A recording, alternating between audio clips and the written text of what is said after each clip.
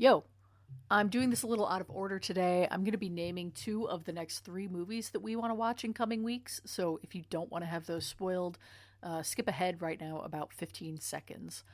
We're doing two new releases in theaters right now, so I wanted to make sure people had time to see them in theaters if they want to watch along.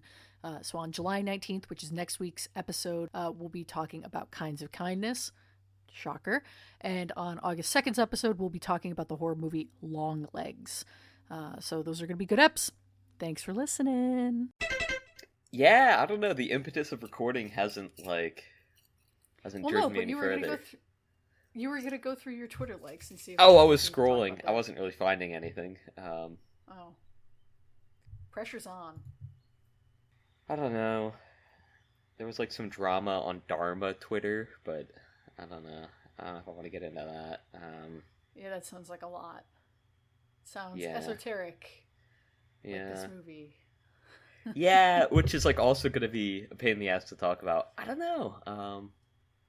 I don't want to talk about Joe Biden. Oh God, can we just not? Can we pretend that that No. didn't happen at all? Right? Yeah. I moved. You could ask me questions about moving. How was the move? That sounded so staged. The move went fine.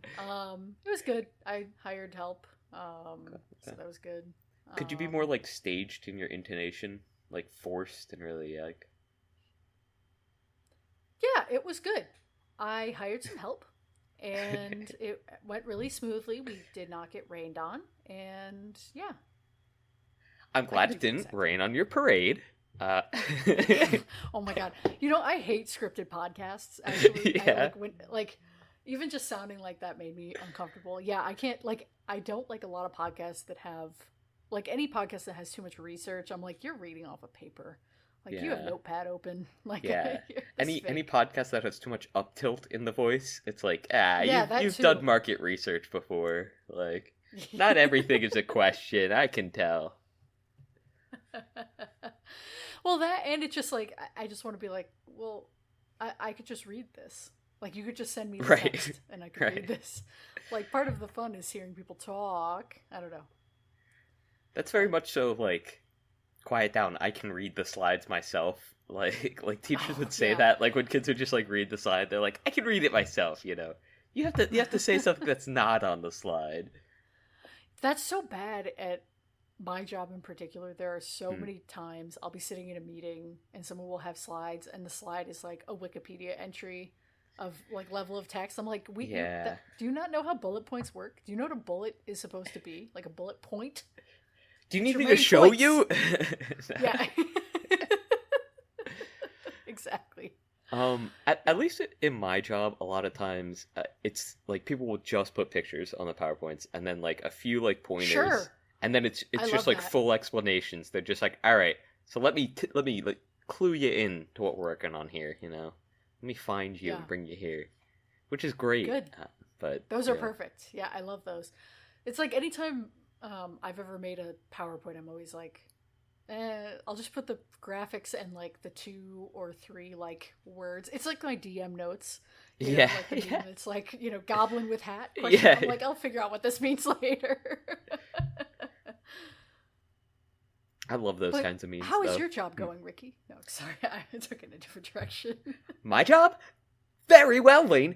Thanks for asking. I'm sure that viewers would like to hear more about my job and what I do for a living. I bet they would, because they want to find you. Yeah, right. That's how we're getting all the listeners from Brussels. Yeah, shut up, Brussels. They're keying in. Shout out Brussels. The Watchers. Yeah. I had to think for a second where it was. Brussels. We should... I've covered up the keyboard with my Mario blanket. Hang on.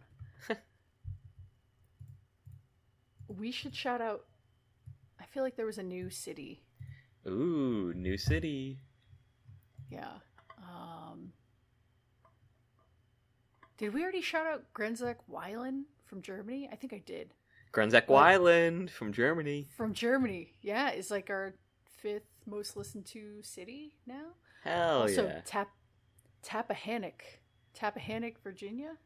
Shout out Tappahannock. Shout out Tappahannock. Council Bluffs. Iowa. None of these places mean anything to me, so that's kind of cool. Good. Yeah, shout out to you guys. Anyway, Virginia might be one of my friends, Zach. I'm not sure. I don't know if he actually listens. Shout out Zach. Shout out Zach. Well, I have recommended Zach and Andre to listen. I don't know if they do. If they do, shout out. That's cool. If not, I'm gonna recommend it again, and then they'll hear the shout out and be like, "Oh, that's me." Hell yeah. And that'll be fun. Honestly, if you get shouted out on this show, you should have to reach out to us. Like you have to say like, "Hey, I heard your shout out. Thanks." Like every time. Like Brussels, you have a debt to us. you owe us like 6 messages. You know what? I'd appreciate it too. Just like seeing a long list of messages like, "Hey, I guess you shouted out my city, so I'm doing this." Like, the more awkward, the better too. It has to be sort of afraid to approach us. No, you know what though, Brussels. You know how they're like a true watcher and they really vibe with us is because they're not going to do it because the bit is funnier if they don't, and we're just constantly shouting out Brussels. I don't know. I still worry that that's like a No, go ahead. You still worry that I was gonna say I still worry that it's a or it's just like a scraper that like puts it over like Minecraft parkour, right? Sure. Like that. That's fine. It's on TikTok now. It's not ours anymore. The kids are listening, yeah. Yeah, that's fine with me. It's at like 100 times speed so they can fit it into a TikTok. Oh my god, can you imagine our... Honestly, our actually, we talk Chipmunk really ass. slow. Yeah, well. Yeah, so... Gotta fill this airtime somehow, right? Like, Jesus Christ. It's true. This is We Want to Watch, and my name is Lane. This is We Want to Watch, and my name is Ricky. Oh god. This is a podcast where we talk about movies that we want to watch, and this week was a Rick's pick. Somehow. It was. I'm making you own this one. That's fine. I own it. So, the Hourglass Sanatorium. If you look it up, you can see why I chose it. I mean, the title card is, like, iconic, right? Do you want to give the year and the director? Oh, yes. Do you need me to feed it to you? The Hourglass Sanatorium, Wojciech Jerzy Has in 1973. Yeah, so, I mean, just from, like, the poster, or, what would you call that? Is that the movie poster? Yeah. I mean, that looked cool as hell. I was scrolling through the list of, not approved movies, but movies that are on the wanna watch list. State-approved, state-mandated movies. Yeah. And I saw the Hourglass Sanatorium, and I was like, hey, this looks like it would kick ass. And it was interesting. It was. So the poster is an eyeball for a skull, or a skull with a big eyeball for like the top of the cranium. Yeah. With some worms and shit in the teeth. It's a pretty intense poster. Yeah, it's really like cool. He has honestly. His phone like inches from his face. I'm looking closer at the worms in the face. He's like a dog staring at the wall. I could have sworn I saw something there. Just staring into the one big eye. Quit looking at me with that big ol' eye. So as we kind of litigated last week, I don't know why I put this on the We Want to Watch list. I have a couple of ideas for why it could have been, but I did not over the past week like discover the actual true route, because like sometimes I'll just be like, oh, this was on my watch list, but I don't want to watch this without like talking about it with Ricky, so I'm gonna like add it to this list. Sometimes I see movies and I'm like, oh, I haven't seen this. I see dead That's people. a good one for us to talk about. Yeah, same. In this movie you do. But I couldn't figure out like what it was that made me add this, because I don't think I knew about this movie and then added it later. Like I think I was like, oh yeah, this would be a good one for us to talk about. So it was very recent it was like only like 2 weeks ago that I added it to the list, and I've already forgotten. And so I have like two kind of theories. One, I think it could have been in a discussion about Holocaust cinema, because I was going to touch on that because I wasn't sure if like anyway, it was either that or because I was reading a bunch of essays about a different movie, or This is like the 12th highest rated or 15th highest rated movie of this year of 1973 on Letterboxd. So maybe I saw it there and I was just kind of going through random years. I don't know. Do you do that? But in either case, yeah. I spent. Is that a cry for help? Time. No. No. No, wait. The second consideration is a bit much late. All right, it was a joke. Too much of a kernel of truth in there. No, Letterboxd is a cool site for looking through and finding new stuff. What do you? Fuck you, man. What do you want? No. Fair. Be on Twitter. No. Twitter's Fair. A cry for help. Yeah, true. You're like, 100% actually. You in particular, stay off. No, fair. You're valid. All right. But the fact that you had to like think about it a second time and justify it. I felt called out. Okay. No. I am glad. At first, I was a little bit apprehensive about talking about this movie just because, again, I had no for sure context for why I picked it, and so I wasn't like sure what the angle was going to be. But no, I think that there's a lot actually for us to talk about. This is like going to be a weird episode, I think this is going to be our first like how stupid are we episode. Oh, this episode is going to show that I'm stupid as fuck, right? Like that's okay. Yeah. No, over and beyond. This is which is fine too. This movie's like weird. Yeah. Yeah, for sure. And we haven't really talked about like an art house movie or like a really artsy like surreal kind of like or like expressionistic or anything kind of movie, right? I would say like Lynch is closest, right, with Eraserhead. Yeah, with Eraserhead. I guess that's true. I guess that movie is a lot more plotty though. It's like easier to follow than, there's more to dig your teeth into. Right. There's like acts though, right? It's hard to see how they vignettes. Like relate to each other. Yeah, right. Yeah. And that's something that really sort of threw me for a loop. Apart from just how the movie is shot, like right off the bat, you get like a lot of really weird, like close, tight, and like fisheye lens shots. Like it like you already like I don't know. It set me off kilter. I was like, oh, all right, like this is an odd film. In addition to like just the subject material being weird, right? Like it doesn't. Yeah. And that's before the story gets very non-linear, right? Like even like when he's just like making his way to the sanatorium. Even just in the very beginning. Yeah. The train, the dialogue there is all very sort of all the dialogue is really stilted and odd, and I wasn't sure whether that was like a translation thing. Some of it's comedic, both. Right? Like this movie is definitely funny at points, like very funny. No, like there's quips, there's like weird esoteric humor. There's like slapstick. At times, the recurring bit about how the doctor is always fooling around with the nurse, and so like she always has to like fix her clothing like constantly. Okay, let's get this out of the way first. The sexual harassment and weird like thing they had going on there. Times well, that and just like the number of like sets of titties in this movie is really high. Like just constantly. Like every woman, every woman except for the mom has like clothes basically falling off of her. Like this, the whoever was like costuming had a very strong fascination with like the deep V, raging like, erection. Dress. Well, that too. So that made me roll my eyes. And actually, I think though that was good because it happened so quickly in the beginning. Right. It kind of, I think, sets the tone in a way that like gave me permission to like not like roll my eyes at this movie, but not take it as seriously because like you know once you see it on the train, I was like, oh, all right. Also, so like right in the very beginning with the train, it's sort of weird and it mimics what you see later with like the mannequins and stuff where like it's very pasty and white with the like very dark backgrounds. Right. And so then like seeing nudity in that context is very off-putting, right? Off-putting. And like immediately like I said, like you're off kilter. It's very like weird, and then the dialogue's super bad and odd. Like not bad. It's again off-putting. It makes you feel like weird, or it made me feel weird. It's like it. It's like kind of hard to follow, but also kind of not like non sequitur or like nonsensical.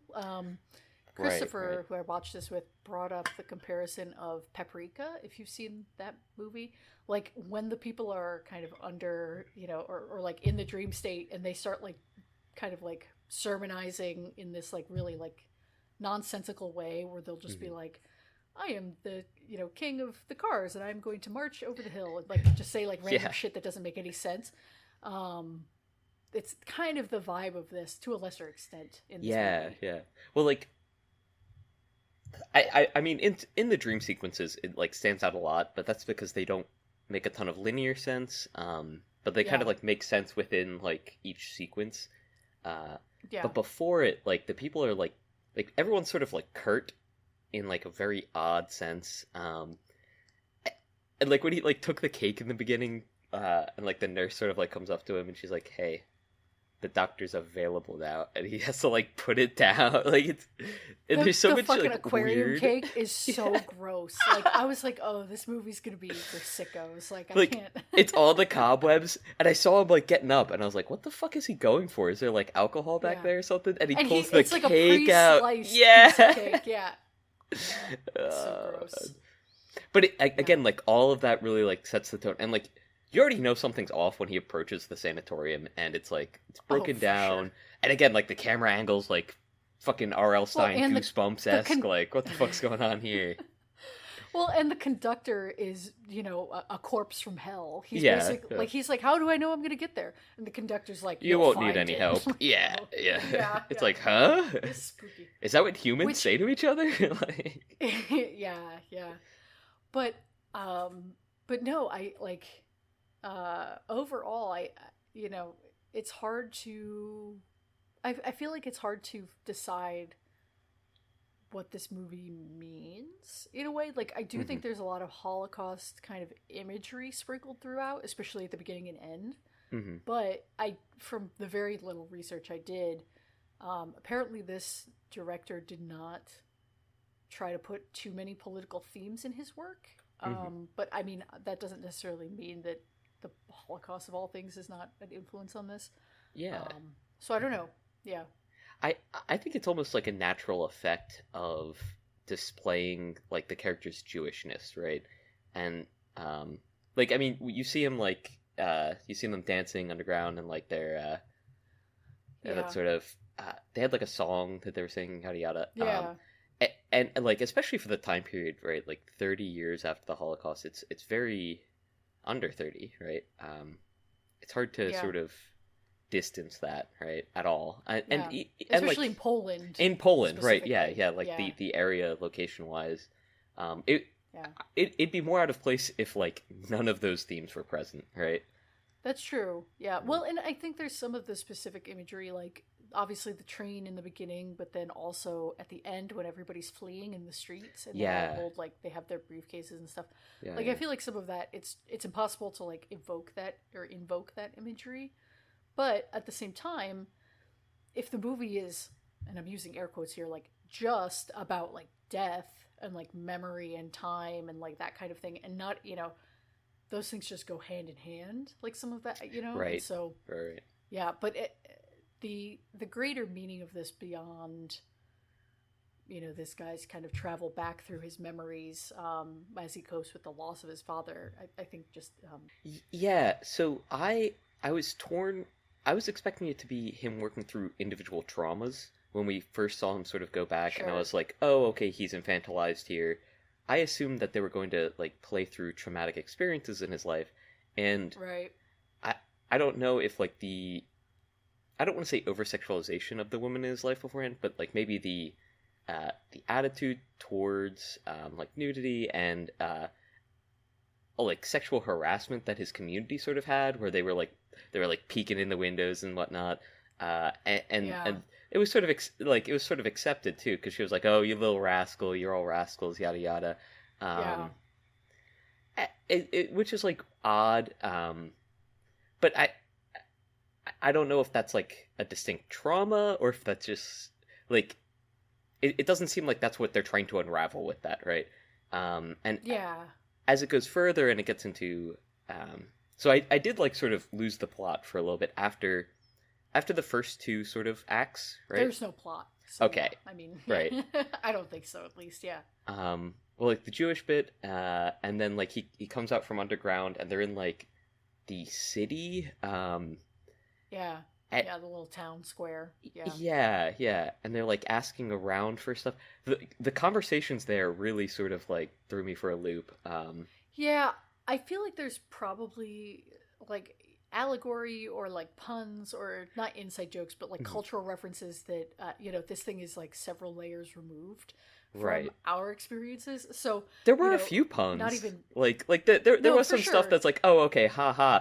And then, like, it made me think a few times where I was like, oh, am I missing the comedy, right? Like is there more here?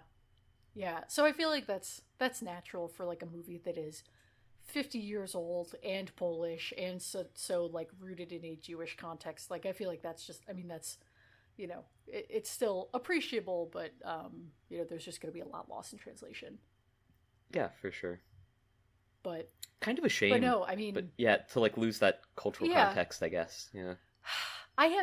So a few episodes ago, do you remember me talking about how I don't like to go in bookstores because it makes me feel overwhelmed by like all of the things not known or like that I would have to read to like receive context for all that? I don't know, but I mean, interesting concept. I can get where you're coming from. Yeah, like anytime I was also talking about this with a podcast, like, or a different podcast I was talking about with somebody, and like, yeah, just like the idea of, okay, well, there's this thing that I don't know anything about. Well, I'd like to learn about it, but I also need all of the context about it to understand it. And obviously, like, art is a little bit different than like just learning or reading about, like nonfiction, because you can still appreciate emotions and things without having full context. Like, obviously this movie can be an emotional experience, but it just leaves me feeling, and we should talk about this in the greater context of like anti-intellectualism, I think, but not to go there. No, so fast, I think that's a great spot to go to. Go on. I feel like, I feel that hesitancy sometimes, and I imagine a lot of people do when they think of like, oh, this like super esoteric art film. People make the meme like, oh, sorry, I want to watch a Marvel movie instead of a 3 hour 1973 surrealist blah blah blah. Like, and I think that part of that is just like laziness, right, or whatever. But if I were to be charitable, and I recognize it in myself sometimes, it's like, oh, there's just context that you're not getting, and that can make you feel stupid or like alienated or lost, and it's just daunting. To feel emotions without context. Yeah. It's the whole thing when people say it's not that deep, especially when it's like all right, sure, maybe it's not, but isn't it fun to like think about it at least and like put a little bit of time towards trying to dig into that, which is difficult with movies like this where like obviously it is that deep, or like maybe not obviously it is that deep, maybe it's not that deep, but like there definitely is context missing that might lend it towards being deeper than it seems, I guess, or deeper at least than we know about. But like anti-intellectualism, where people just say like, oh, it's not that deep, like you don't have to think about that, yada yada. It can make you sort of afraid to like talk about like deeper themes or meanings. It especially in like very popularized media, which becomes like well, with movies down. Specifically, well, because it becomes easy to sell like Thor, right? As whatever the actor, that guy, versus like selling the idea of Thor, as being like, I don't know what his place in Norse mythology was, but I think Odin was the one that like brought them language. I don't know what Thor did, but whatever. I played God of War. Yeah. That's about all I got. He wasn't a nice guy in that one. But yeah, sure. It's like, I don't know, it's a lot easier to sell the image than the meaning, and it's a lot easier to carry over the image than the meaning, which is why you get like you get Avengers Endgame, which is 3 hours of like just suck off fan service, and it's like, all right, cool, fun, I guess. Remember when they all came through the portals? Yeah. Okay, I don't know if I told this on the pod. I might have already. You did. All right. Okay. Okay. You can't tell it again. Go listen to our whatever episode watchers. We can't even tell them what episode it was. Can I give the really short version? No, Ricky Hates Women is the short version. No. My roommate said that to me because we watched Endgame, and I said, "Hey, the fan service where they had all of the women characters line up on screen, just to like pose for one shot and then continue, was like, you know." I was like, "That's a little gratuitous." And he was like, "No, that's empowering for women.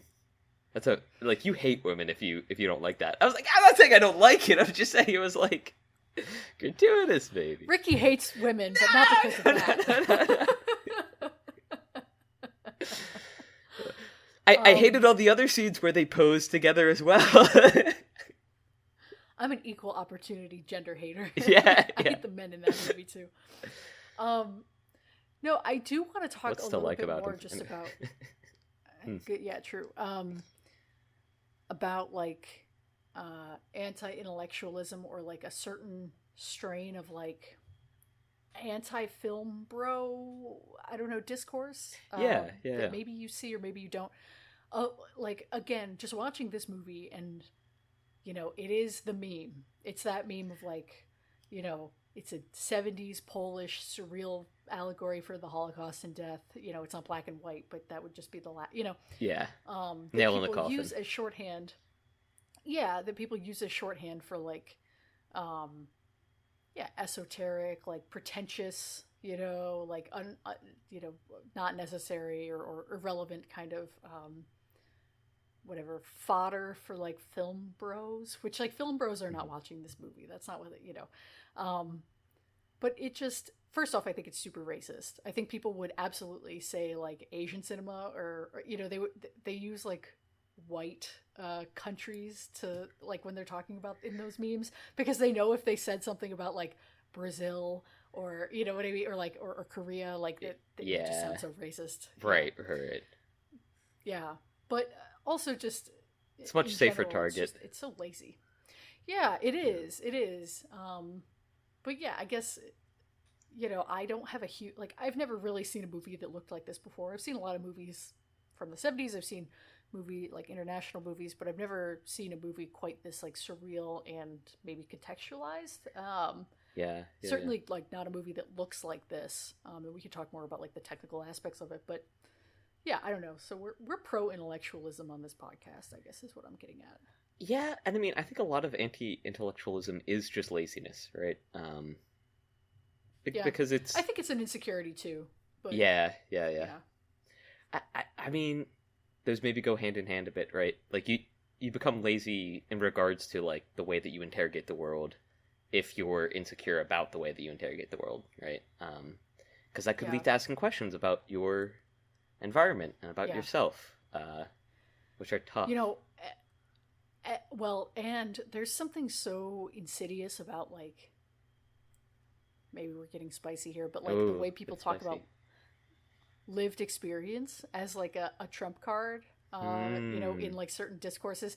Like, obviously lived experience is a valid lens for like viewing certain whatever historical or material things, you know, institutions in your life, but it can't you know, your lived experience is not the be all end all. Like, it's so narcissistic and like onanistic, I guess, to like think that, or solipsistic even. I don't know. It's weird to see. Right. I mean, so a lot of times it sort of lends itself to like a poor theory of mind, right? It's like, all right, well, like, other people could not possibly like suffer in the same unique way I do, or like understand how whatever. Yeah. How unique I am. I am the most perfect, unique little snowflake, and like no one else could get that. I am the only special birthday boy today. Right. And it's like, buddy, there's only 365 days, and there's so many more people than that. You're not the only birthday boy. Come on. But some people don't get that because they're the specialist little one, you know. Yeah. Which is tough. That's tough to, you know, learn. Yeah. Anyway, no, you're fine. I mean. It is. I mean, I think part of that is just probably growing up, you know. But I do think that if you're like clinging to that like framework of understanding the world and like refusing to read more or refusing to engage with things that are outside of your own experience is just, because you think that yours is the only one you need, whether that's out of self-righteousness or because you truly are, whatever, marginalized or oppressed. I see that in feminist spaces a lot, and it's like, no, sometimes you gotta do the reading. Like, right. Sometimes you need to read that shit to, like, understand. You can't just, like, and even if you do know something inherently because of your lived experience, having the words to understand it and, like, express it and be on the same page with somebody else is also very important, because you're providing a context, right? Like that's a big thing, right? Like, you can contextualize it for someone else, and you say, all right, like, if I build this nest around you, right, and now I give you this idea, right, I put the egg of the idea in, right, they'll be able to crack that egg, and a little bird will hatch out. All right, that one was a targeted drone strike against Wayne. Let's get back. Get a little soundbite to clip. No, but let's get. but seriously, yeah. I think that's a really good point to make. It's just, I don't know. It's easy to sort of fall into that trap. I mean, not to negate anyone's lived experience, but it's the same as, like, right. Oh, it's my only buddy. One part of it. Right. Right. But it's like, oh, my buddy, yada yada. Like, you can say anything, and, like, I'm sure it did happen, and I'm sure that, like, I'm sure that your lived experience is, like, extremely important to you, and, like, definitely did, like, create you as a person the way you are now. Right. But the world is not you. Right. And you are not the world. Right. Like, you didn't fall out of a coconut tree. Right. Kamala Harris. Well, I did. Shout out. Built different. Yeah. Right. Facts. So yeah, you do live in the context of everything that came before you and everything that is to happen, right? Shout out Kamala Harris. I don't know why I keep doing that. Sorry, go on. No, please. Do you have anything else you want to say? What did she say about the wheels on the bus going? Did she say that too? Isn't that's about how long it's been since I've been on Twitter? That was the last Kamala meme. Yeah, that was like years ago. She was on a different proprietary blend, I think, at the time, of coffee beans in the morning. All right, so. Do you notice that the word pod is in the title in Polish of this movie? I didn't, actually. I think pod might mean. I wanted to take us back to our anti-intellectual roots here. Yeah, I think. Say, what do you think? I think it means the in Polish. Do we have any Polish listeners? Let's see. Polish. It could be of, under, right? Like under sanatorium of Hourglass. Of Hourglass. Yeah, I'm gonna pop this puppy into Google Translate here. Yeah. Yeah, sanatorium under the Hourglass. So pod means or pod. Oh, so the novel's title that it was based on was Sanatorium Under the Sign of the Hourglass. So this is Sanatorium Under Hourglass, or the Hourglass Sanatorium. I guess they assumed that, like, an American audience or an English audience wouldn't have that context, so they wouldn't understand it, right? Thank God, because the title was really the thing that was the biggest barrier to context for me. Yeah, for sure. Once I understood the title, then it all made sense. A little bit about the writer. I did read he actually died. He was shot by, I think, a member of the SS in World War II. Wow. Yeah, so he, like, this is one of his works from before then. So the original work was not necessarily, like, full of Holocaust symbolism or imagery, but obviously a Polish director 30 years later, kind of directing this story through that lens, it's, like, impossible to ignore. So, like we talked about, so kind of interesting because I think, right, the idea of, like, going back through like the death and decay of your life while your father dies, and, like, the the image, or not imagery, but, like, having to deal with all of the people in your life kind of not taking things seriously or treating you like chattel. I think that's a very obvious kind of allegory for the Holocaust. And so, and I don't mean that in a negative way, but just, so I was kind of surprised that the original source material was not informed by it, Yeah. I mean, maybe it's weird to say, but I mean, a lot of that sort of makes sense in the beginning because he's like very distinctly a child, right? And it's like they're of course going to treat him like a child. But as it gets further on and it becomes less about like him and like his past, and it's more about like his culture, it definitely like heavily lends itself to that side, to that ear, I guess, or to that take, because it's like it's not about him as an individual anymore. It's about him as part of his community and what that community represents.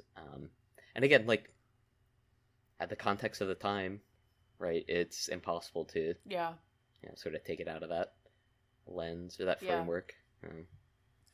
I wonder too, like what Poland looked like in the 70s. I guess that would have been communism, right? They would have been not part of the USSR, but like heavily influenced by. So I'm sure that there's like some of that going on in this movie as well. But yeah, I don't know.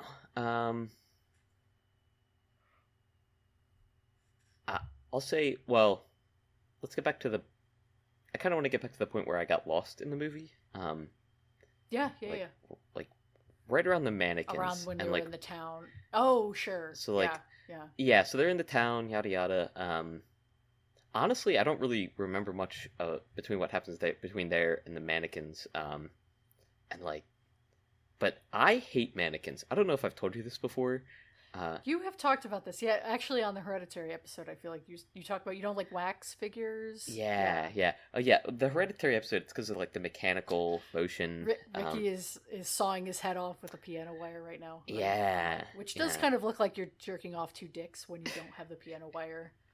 Just gotta bring some levity to this. I just pantomimed two massive penises that I was jerking off onto my face for the viewers, listeners at home. Cool. And correct. And scene. So, but yeah. So like that whole like dream sequence, I don't know how to describe these. It was weird and off-putting. But a part of why is just because of how it reflected the train scene in the beginning, and I mentioned that earlier. Just because it's like it's weird, and it's weird to see like people's faces and like unnatural. Yeah, like right. Yeah, I mean they are just corpses, and like corpses being defiled essentially, right, in like weird and strange, abnormal ways. And then coming to life. Yeah. Again, kind of later on is bizarre, like in that like battle scene. Yeah. Very strange. And when he busts open or like it falls forward and like part of the skull cracks on the first mannequin. Yes. Like that's really because it's weird body it's like horror. Blood pours out. Right. Yeah.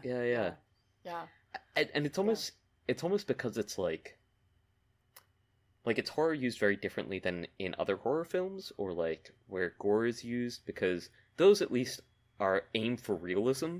When you specifically do not aim for realism, it's like, oh, like what? Yeah, like it's just a weird, again, like off kilter. Like everything in this movie just sort of aims to keep you sort of like on your feet, a little confused. I guess, I don't know. For me personally, it's very.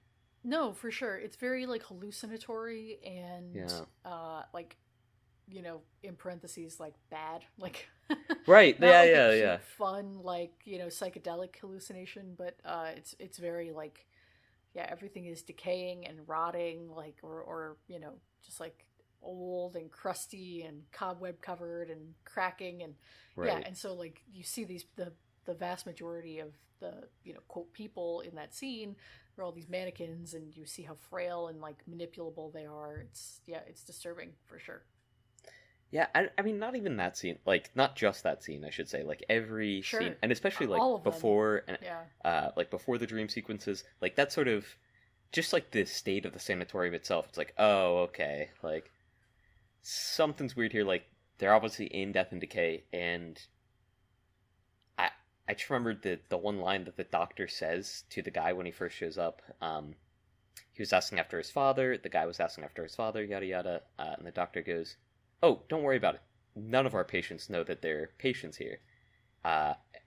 They can't," or like something to the effect of like they simply cannot. Because of the time. Yeah, they're like frozen in time. Right, yeah, right. But I mean, that's what he undergoes, right? Which is why I was trying to relate it to like traumas. I mean, sure. Yeah. Right. And like the Holocaust stuff jumps out pretty effectively as just a sort of. Yeah. I mean, I don't know whether to call it generational trauma. Because I'm not going to say, oh, like this character was definitely a part of it, and that's what it was displaying. Right. But at least the effects of it, like linger within his psyche. It seems. Yeah. Definitely. Yeah. As far as like the little vignettes go, I got the impression that he is definitely supposed to be an adolescent in each of them. Like he doesn't he's not, except for like the bookends, like at the very beginning and the very end. It doesn't seem like he's fully his grown adult self. Yeah, for sure. You know, he's interacting with what I'm guessing is his mom. Obviously he's, you know, with his dad up in the attic with the birds, you know, and the little eggs that look like dinosaur eggs. Like, but before the, not SS, but like before the men came to take him, right? And it's like, yeah. And then obviously it does, I mean, that does add a little bit of,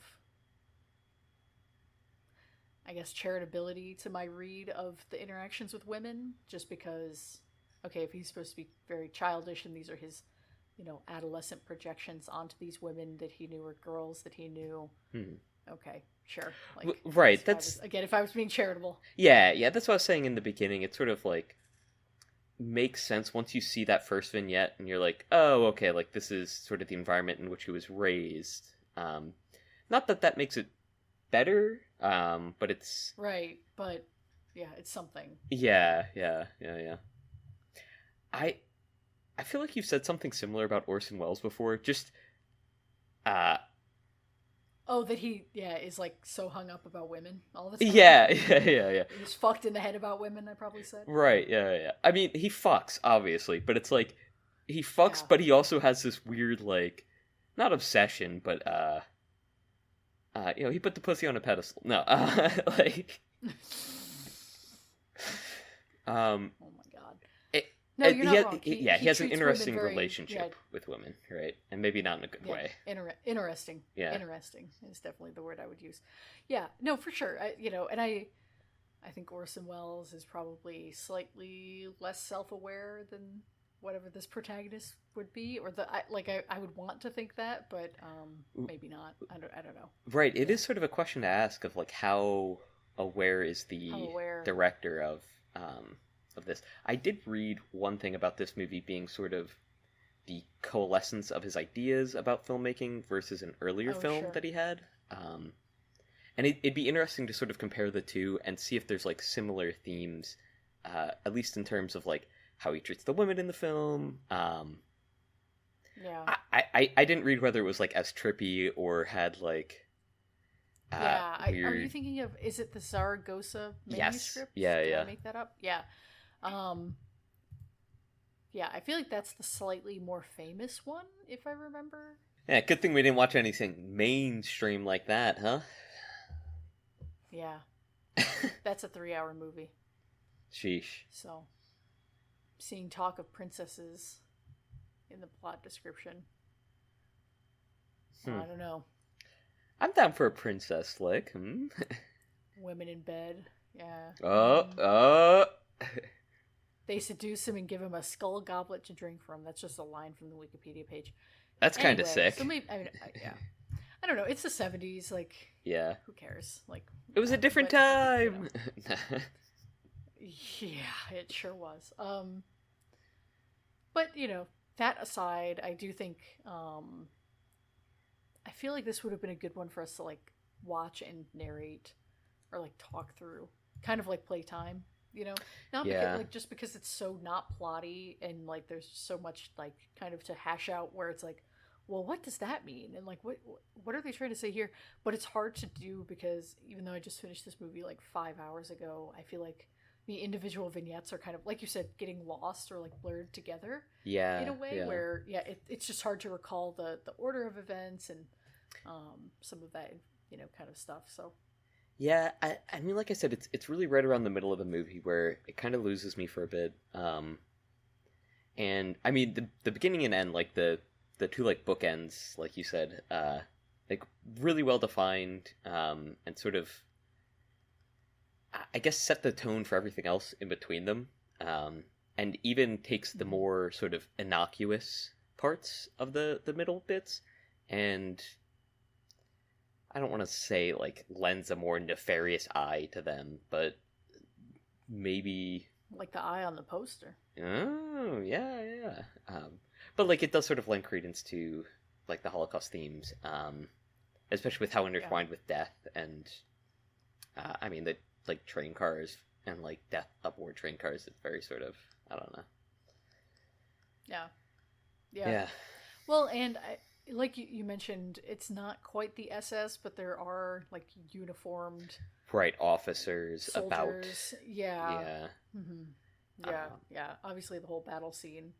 So right, and I mean I feel like a lot of there's a lot of films which maybe not directly reference the Holocaust, but like they do sort of have similar themes, or they try to show like, hey, authoritarianism is bad, and like here's why. And this movie like is very much so. It's the like you're seeing all of the effects and none of the cause. And like so, this is a really weird comparison to make, but in Gundam, like there's very obviously like, oh, those guys are the Nazis, right? It's like, oh, okay, great. Yeah. And you hear them being like, oh, like I'm gonna, and like they obviously have like a almost religious fervor with it, right? Where they're like, I have to take my land back. Like my father wanted this, yada yada. It's like, all right, like, yeah, that's cool and badass, but also like very much the bad guy, Yeah. Versus like this movie is all civilian, right? Or like all like what someone just growing up and maybe not directly impacted by it, but like family and friends impacted, like has to flee, sort of revisiting that and recontextualizing it at the end of his father's life and like what that sort of meant for himself growing up. I don't know. I mean, it is like super esoteric, but that's at least my take from it, because it's not like, I'm trying to think of the one novel. I mean, there's many novels about it, but it's not focused on the like horrific details, which I feel like are pretty widely known. But it focuses on the like emotion or psychological journey. Yeah. Right. Even if those not directly like it, because it doesn't seem like he was like directly impacted, even though his communities were. Right. But like the fight scene at the end, everyone running, like it's sort of like, oh, okay, so like something did happen to him. What? We can't really say. Like obviously he's still alive now, but and like so is his father, assumedly his mother too. I don't know. Maybe I'm rambling. No, I don't think so. That I have on my notes to bring up the Rudolph character, who is like the little boy with the glasses. With the stamp book, that kid? The stamp book, yeah. And now that you say that, he's wearing like a striped outfit. Like pajamas. I hadn't thought about that. Yeah, because he was a little rascal kid. He was funny. But one of the moments of levity. But yeah, now that you say that again, I'm thinking about that. I didn't think about that while watching. He did have one really cute line. I think our main character was like, I don't remember whether he was running away. I think he was like peeping on. He does a lot of peeping in this movie. But he was like, yeah, he does. He was like looking over a wall, and I think he's like mentioned, oh, like the soldiers are gone, something to that effect, or like someone was gone. And so he was going to like go, and the kid was like, "Oh, like don't you want to see New Mexico?" Like, or there's something to that, and like our main character goes like, I'll tell you, there's no end to the New Mexicos. They keep coming up with with another one, and it's like it's so like weird, because like again, like there's a lot of like odd moments of levity, which like in the day-to-day lives of these people like sort of make sense, especially if you're not directly impacted. But it, like, I mean, if he's sort of running away from like a compound or something, especially maybe during the earlier times of the war, it could be like, well, maybe that's like not the lens that it was meant to be viewed through, but right.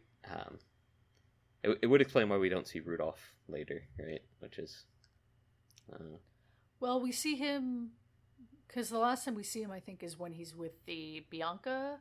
Oh, okay. I'm sorry. Right. I keep getting this. You got a headache, or? It's the second time I had like a lightning strike kind of hit through the top of my scalp down to my jaw. I'm gonna like stretch. Ooh, ow. Yeah. I don't know why that's happening. TMJ, maybe? Isn't that? I don't have that. No, it's like up here. Down, like behind my eye, almost. I'm afraid I'm having behind like an aneurysm break or something. Hourglass Sanatorium? Yeah, maybe. Sorry. Woof. No, you're good. If I die on mic, that would suck. Yeah. You'd have to edit the episode. That I know, I couldn't do that. The responsibility? Yeah. Did you hear there was a video game guy that like died while playing some shooting game, like Valorant or something.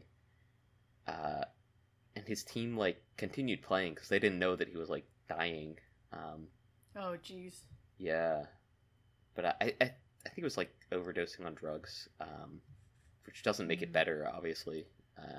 I'm sober right now, at least, so that's good. That's a good thing, yeah.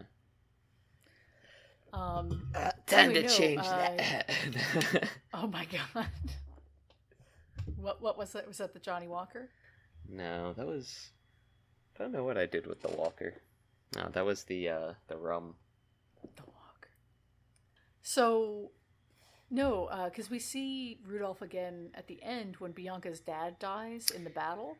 He's like, oh, take good care of her, love her like, twice as much to compensate for her dad being dead. Yeah. And that's what the last time that you see him. But yeah, I mean, but still, I mean, your point stands. So. Yeah, I mean, yeah, it's still people being directed, or people being affected. Yeah. Well, maybe not directly. Yeah. Like I kind of said before, I've never seen a movie that kind of looks like this. It's so interesting and real as like kind of tangible feeling, just textured, I guess, at the same time as being absolutely repulsive and freaky. Like I'm like plants, and then every time I'd see a plant, I'd be like, oh, yeah, that looks like it's covered in like eyeball goo or something. Like, so it reminds me a bit of what was that movie we watched with Jim Carrey? Eternal Sunshine of the Spotless Mind. No. Yeah. The dream sequences there. So like it has the same, I guess, like emotional impact or resonance as those scenes. But like you said, it's so like real, right? Like it's shot like Henry V, or like Amadeus, where it's like a lot of sort of like naturalish lighting. Yeah. And, like, real props, right? Like, everything looks, like, very, like, oh, like, this is real life. Ew, what the fuck is that? Like... yeah, that's an eyeball. That's, like, a corpse. Yeah. That's real dust. Yeah, which is... I mean, it's cool. It adds to, like, the fever dream effect, I guess. Where you have that intense, like... It's a really, really weird juxtaposition of, like, oh, like... There's levity, and I mean it's across like all things, right? Like there's levity, but it's like very serious tones. Right. Well, and it's surreal without being psychedelic. Right. Like, you feel like you could walk in there, even though it would be a nightmare. Like it's not, but it's not like a normal nightmare. This isn't like a haunted house or whatever. Right. It's like beyond that. Yeah. Like very a haunted house like this would go hard. Like that'd be crazy, A haunted house, like, you walk into a haunted house like this and you're leaving with like 3 different diseases. Like you're gonna get fucking typhus, you're gonna get tetanus, you're probably gonna get herpes from all of the fucking what was his name? All the Bobby Darin orgies going on there. I'm referencing every movie today. It's over. Yeah, I mean, we talked about the trial. We talked about Eternal Sunshine, Naked. There's naked bitches in this movie. I was going to mention Naked just because it's like a sort of similar time period-ish. Some of the conversation in Naked felt similar to the conversation here, just in the way that it's like weird and stilted, kind of irreverent. Yeah.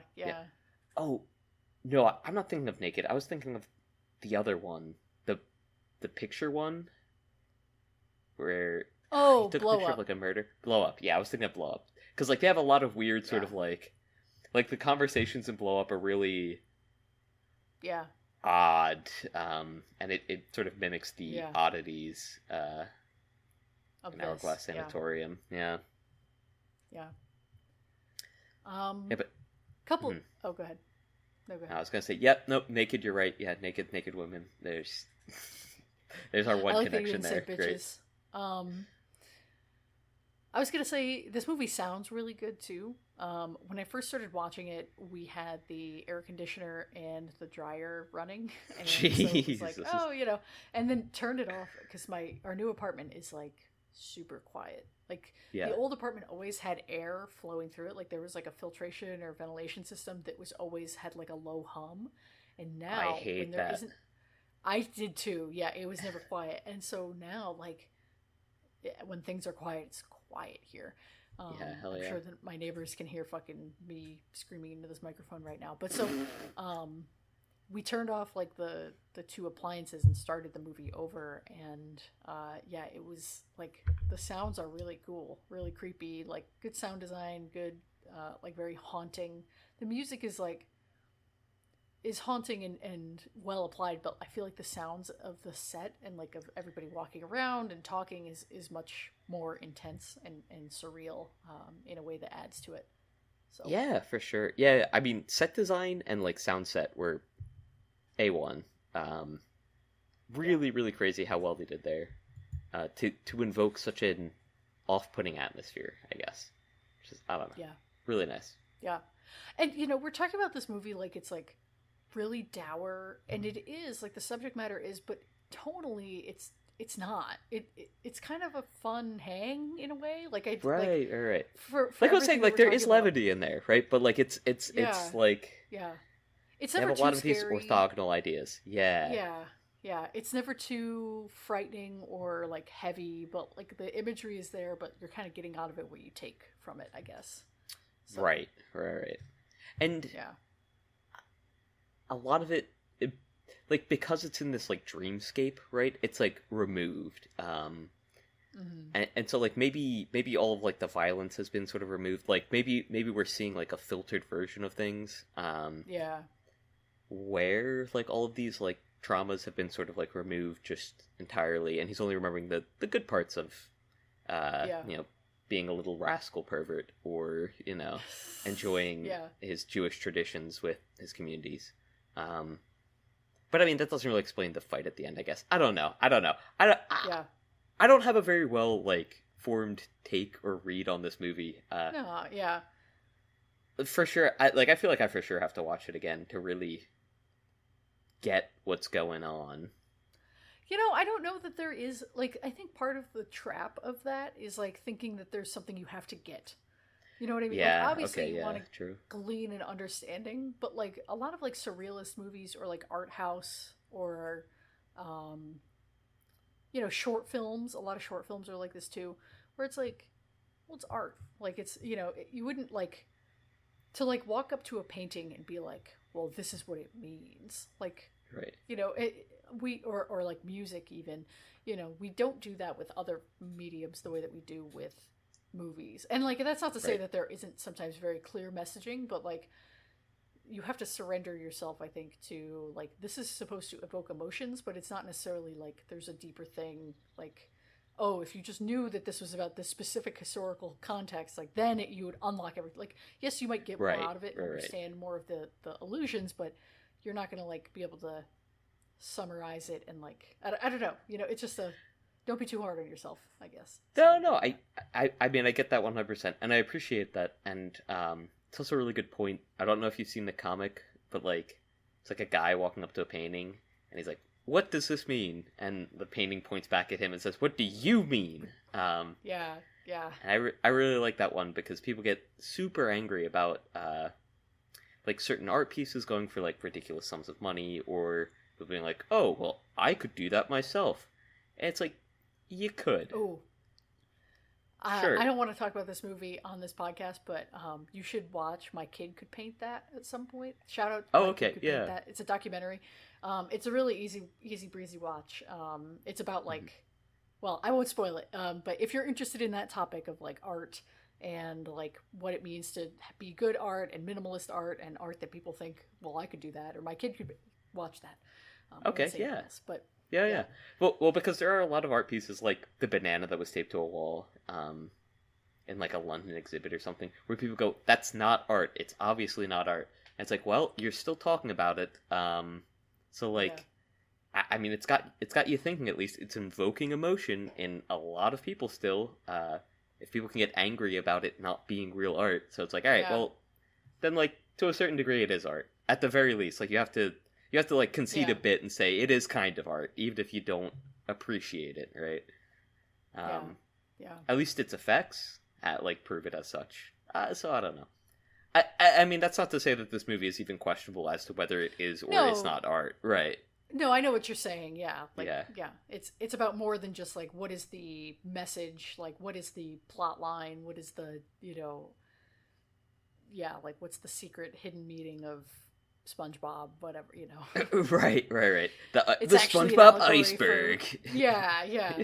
Like sometimes things are just weird and personal, and everybody's gonna have a different take, even if there's context that would give you a more similar take to other people. Like Yeah, and it's kind of a good thing that everyone has their own take, because it's like the author has an idea that they're filtering through their experiences and their like method of telling. And I mean, once it's out there, right? I mean, people talk about death of the author. Once it's out there, people are going to interpret it however they sort of wish talk to. About death of the author. This is like the 5th time you've brought up death of the author on this podcast. Well, you are a Twitter people talk addict. about it. You need to get off. You need to get off Twitter. I know that all of this shit. You hear about this shit on Twitter. You're like, I saw this comic on Twitter. Anytime you're like, I saw this or I heard this, or like when people talk about, I'm like, this is a Twitter thing. This is a thing you. Why is that a bad thing though? Twitter, because go outside, talk to people for real.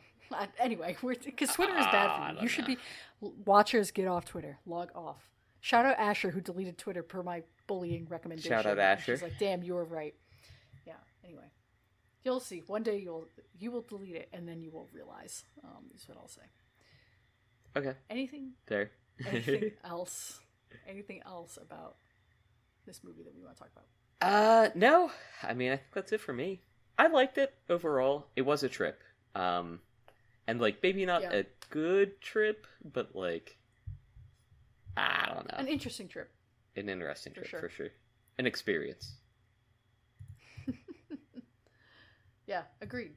I'm glad we watched it. I feel like Hell yeah. That was a movie that like I don't know. It could separate the wheat from the chaff there, like that kind of movie. I feel like it's a good boundary for us to start pushing. So yeah, hell yeah. Because we've watched a lot of we've mostly watched commercial, mostly American films up to this point. Right. So something a little bit weirder, a little bit less commercial, a little bit more esoteric. I think that's good for us. Yeah, welcome to the fucking threshing floor. What? That's where you separate the wheat from the chaff.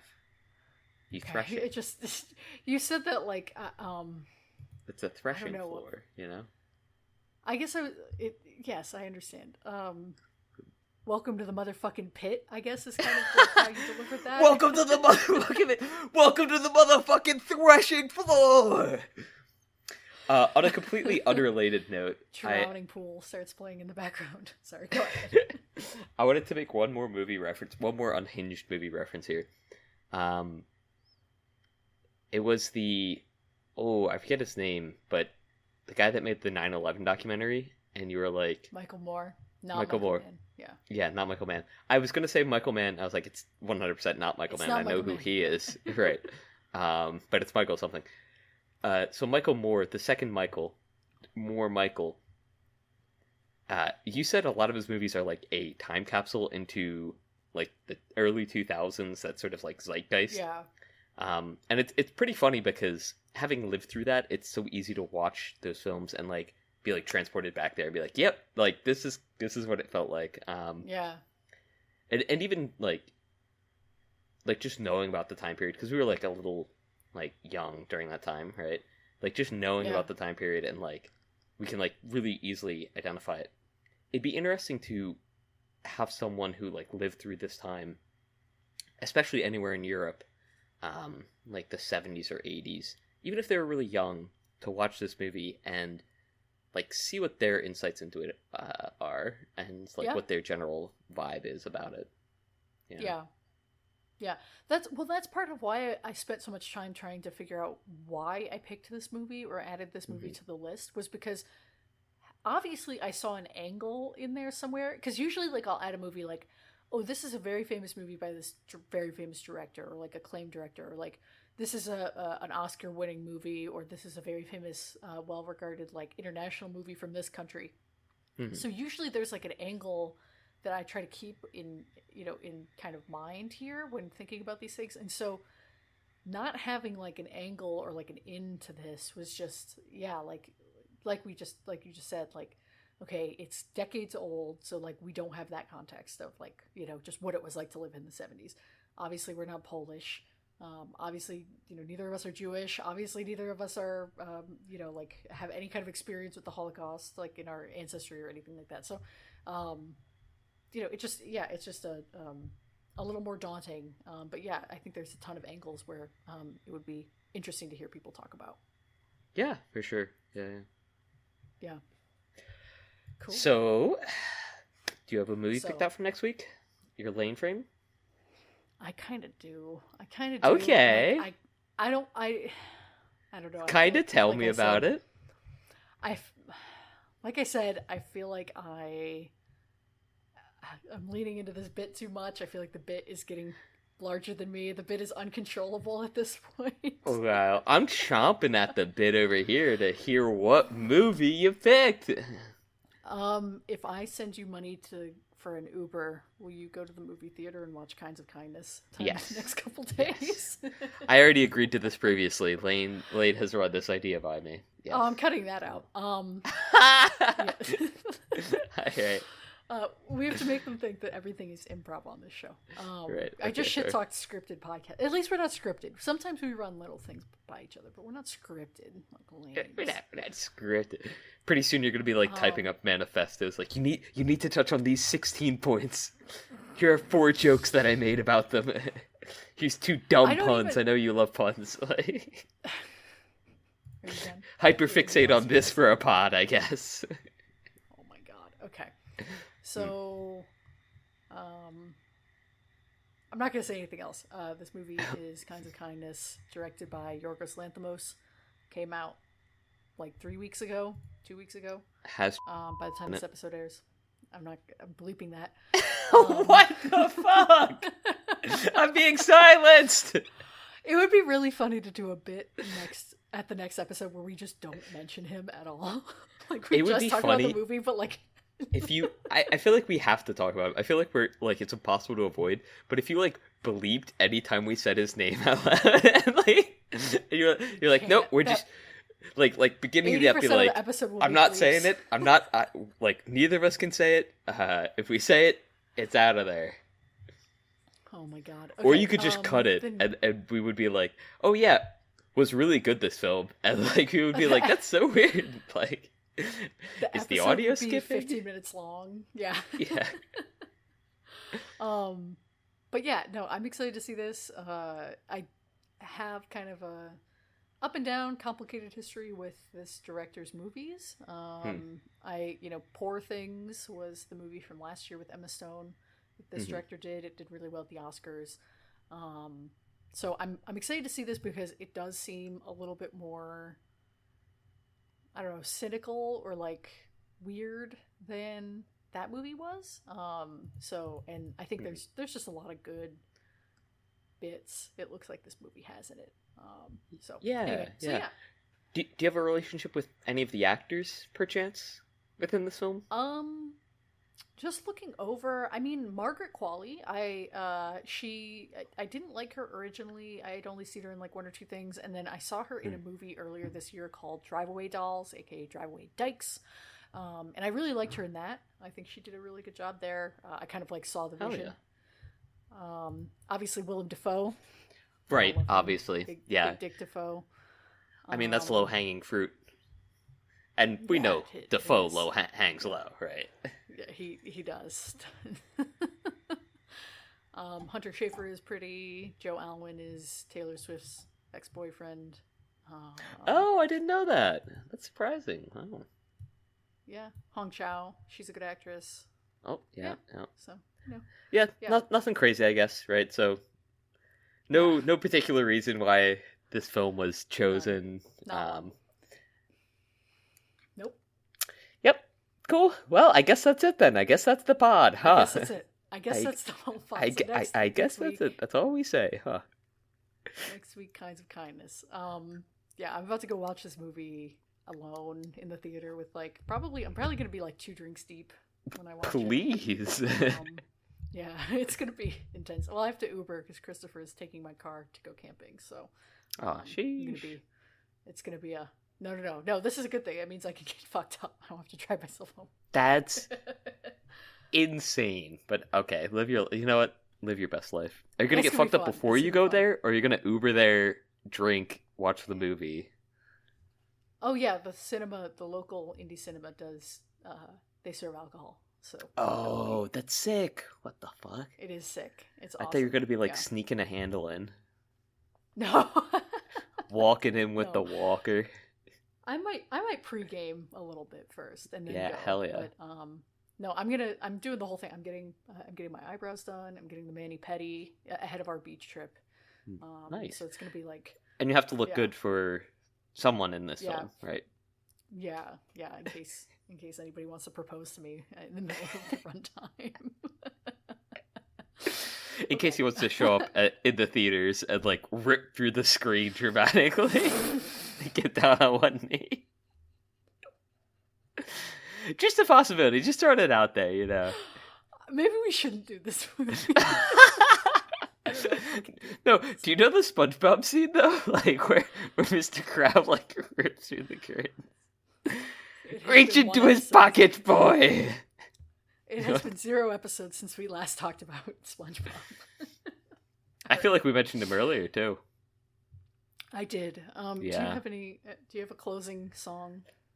Should I end it with Sweet Dreams? Watashi wa star. What is that? Oh, the Cardi B song. Well, that's a different. Are you thinking of the Otaku Cat Girl? Or are you thinking of? There are 2 different songs where she sings. There are Japanese 2 different songs on the album. Yeah. I've just shout heard out Megan. Yeah, hell yeah. Shout out Megan. I've heard just the Watashi wa star and Ore wa star. And it's funny the way she says star. I don't remember. I mean, I know there's other parts of the song. I don't remember it. Sorry. No, it's fine. That song. Well, there's two songs that she sings in Japanese with. So that's one of them, and then the other one is Otaku Hot Girl. But yeah, okay. I'll end with one of those, I guess. The era of WAP is over. True. We've moved on. Okay. Technology has progressed. Until next week when I have to say something about beards. Okay. Pause.